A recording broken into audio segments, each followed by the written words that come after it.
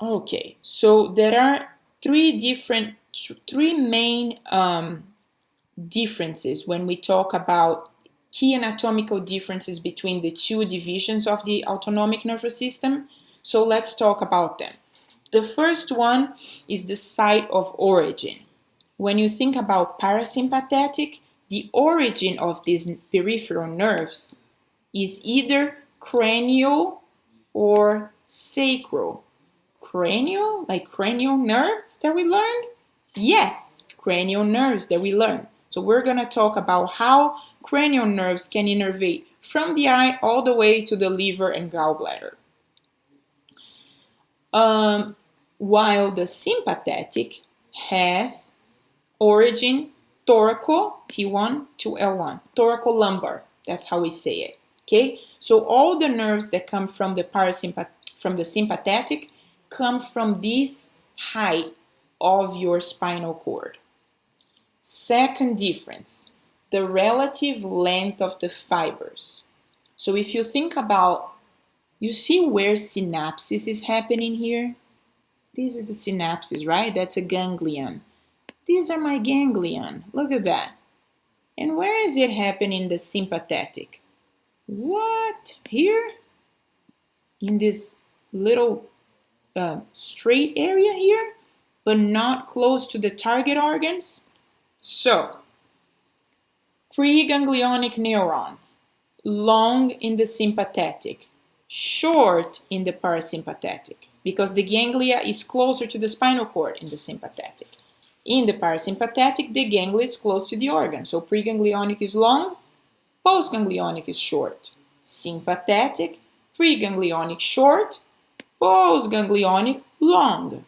So that's the second difference. Third difference, which kind of explains the second difference. Location of the ganglia. For the parasympathetic, remember I circled the ganglia here? All these ganglia are either very close or inside the effector organ. Sympathetic, all the ganglia are here. What's this? Is this in the spinal cord? No. Where is that? Let me show you where that is. Look where that is. That is this. And this is, this is a sympathetic trunk. What is a sympathetic trunk? You have one on each side of your spinal cord. You see, here is the spinal cord, and here is one side, the left side, so the left sympathetic trunk. On the other side, you see how you have some here? You have another sympathetic trunk on the other side. So these trunks are lateral to the spinal cord. And that's where the sympathetic ganglia are. That's where the preganglionic neuron makes the synapse with the postganglionic neuron. That's where the body of the postganglionic neurons are. Okay? Cool. So we talked about sympathetic trunk. We talked about the two differences between, the three main differences between the anatomy of the two systems. Now I want to tell you something about specific nerves. So think about this. You have, and then I'm going to just go over the whole system, okay? So think about this. You have, for parasympathetic division, remember how it's cranial sacral? So what is cranial here? There are four main cranial nerves that are important in sending fibers to the parasympathetic division. One, oculomotor nerves. Why? Because the oculomotor nerves, you may say, oh, I remember that it makes the eyeball move, and that's a skeletal function. But they also have a visceral motor function, which is make the pupils contract. How does that happen? Because they contract iris muscles that contract the pupil, the opening. We're going to learn how the eye looks and the anatomy in the next chapter. So when you constrict the pupil, what happens? You are allowing less light inside your eye, inside your retina. So that's one function of oculomotor nerve in the parasympathetic. Second, facial nerves stimulate nasal, lacrimal, and salivary glands, the submandibular and the sublingual salivary glands. So, isn't all this, all this here related to digestion? These two, yeah, you don't think that you're gonna cry when you're eating, so it's not that easy to guess. But yes, you do cry because of the parasympathetic division, for your information. And also nasal secretion is related to that activity, okay, to this division. Third one, glossopharyngeal nerves. Remember that glossopharyngeal nerves stimulate parotid glands. Isn't this totally related to digestion? Done. Okay. And then the last one and the most important one, which is the vagus nerve, cranial nerve number 10. Account for 90% of all the preganglionic parasympathetic fibers in the body. Super important. It controls the cardiac plexus to slow heart rate. The pulmonary plexus, it's another plexus of nerves that serve lungs and bronchi to do what? Bronchoconstriction, right? You're constricting, you don't need so much air here. You're resting and digesting. Esophageal plexus, increase peristaltis of the smooth muscle to stomach and small intestine and large intestine, and also innervation of liver, gallbladder, and pancreas that are going to secrete digestive enzymes and bile, and all that is related to digestion.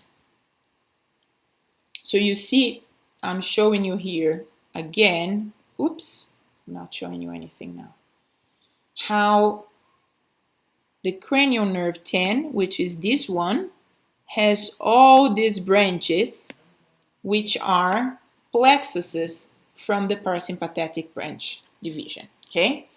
What else is parasympathetic? Remember, it's craniosacral. So the sacral nerves here are the ones that innervate genitalia and urinary tract. And we're going to talk about genitalia, which is the part that to me does not make much sense, but it's true. So, let me see what else I want to tell you before I move forward. I think we're going to be able to have only one video here. I think we went through most of what I wanted to tell you. The only thing left are these tables in the end of your PowerPoints that I want to go over with you. There's just one more thing before the tables. Remember that there is a difference between the parasympathetic and sympathetic when it comes to how diffuse or not these effects are. So parasympathetic effects are usually short-lived and highly localized.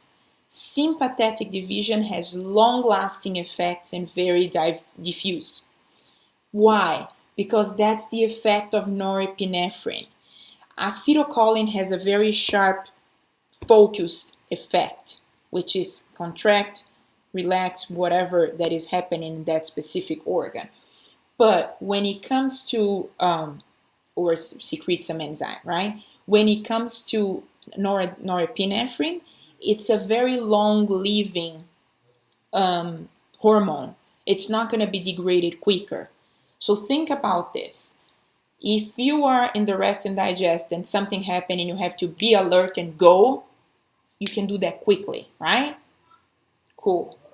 What about if you're super emotional and anxious about something? You just got super scared. Somebody just invaded your house or something really extreme. Can you just calm down right away? No way, right? It takes time for your sympathetic action to decrease in level. and you'll be able to go back to a parasympathetic type of situation. Okay? So epinephrine, when it's released in the blood, remains in the blood until the liver can destroy it, and that takes time. Okay? Cool. So these are the tables I wanted to show you, and if you look at, hope you can see this. This table is in your activities table that you need to turn in before the end of this course. This table is the one you have to fill, and the answers are basically in this table that I'm showing you now. Okay? So what do we need to know here? Let's go one by one. I think this is really important. So we have target organ and sympathetic and parasympathetic effects. So like I said, iris, you're gonna constrict pupils by stimulating one specific set of muscles in the parasympathetic. And you're gonna constrict another type of muscle and dilate the pupil in the sympathetic. Eye ciliary muscle. This is the muscle that helps you bulge the lens in the parasympathetic, so you're nearsighted, and stretch your lens, which is behind your pupil, in the sympathetic, so you can see from far. Glands, stimulated in the sympathetic, inhibited in the parasympathetic. Salivary glands, obviously, stimulated in the sympathetic, and they're stimulated in the parasympathetic in the sense that you produce a thicker, more viscous saliva. That's why you have, when you're nervous, that feeling of dry mouth. Sweat glands, no effect in the parasympathetic. Same as adrenal medulla and erector pili. So we're just going to talk about sympathetic. You will sweat a lot because of cholinergic fibers. And why am I talking about cholinergic fibers here? These are acetylcholine fibers. It's the only exception for the sympathetic division, where instead of releasing noradrenaline, you are releasing acetylcholine to the sweat glands, and it's still a sympathetic effect. Okay, so postganglionic neurons here are going to release acetylcholine instead of noradrenaline. Adrenal medulla, like I said, medulla is going to secrete these two hormones that are going to have all the effects that we know that are sympathetic. Contraction of the erector pili, remember, causes goosebumps. Heart, decrease heart rate, parasympathetic, increase heart rate and force in the sympathetic. No innervation for the coronary blood vessels in the parasympathetic. Dilated blood vessels in the coronary, which are the vessels that feed the myocardium, in the sympathetic, because your heart is beating quicker, you need more oxygen for that muscle of the heart. What else? Urinary bladder contracts in the parasympathetic because you are in the rest and digest, you have time to go pee. Relaxes in the sympathetic because you need to run from the lion, you don't have time to stop and pee. Lungs constrict bronchioles, you don't need so much air in the parasympathetic. Dilated sympathetic. Digestive tract organs. You're increasing motility and secretion of enzymes and relaxing sphincters for defecation, for example, and for the bolus to move down in the parasympathetic. Opposite effect in the sympathetic. Liver. Increased glucose uptake from the blood in the parasympathetic. You don't need so much energy. Your glucose is going to be stored in the liver. Stimulates release of glucose to the blood because you need a lot of energy here, right? Gallbladder. Gallbladder is excited because it's the one that expels the bile when you're digesting. The opposite in the sympathetic. No innervation for kidney and parasympathetic. And you have renin release. Renin is going to increase your blood pressure, okay? So causing vasoconstriction and decrease in urinary input because you're in the tense, nervous part of the moment, right? This is the part that gives a knot in my brain, but it's true. Penis. Erection because of the vasodilation in the corpus spongiosum and corpus, what's the other one? forgot the name. There are two spongy parts inside your penis if you're a guy, and that is related, that fills with blood because it's vasodilated during erection. But that's a parasympathetic effect. Ejaculation, sympathetic effect.